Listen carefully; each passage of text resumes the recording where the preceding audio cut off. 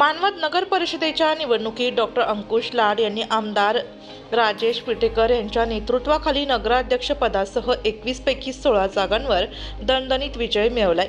2 डिसेंबर रोजी झालेल्या मतदानाची 21 डिसेंबर रोजी मानवतच्या तहसील कार्यालयात मतमोजणी झाली।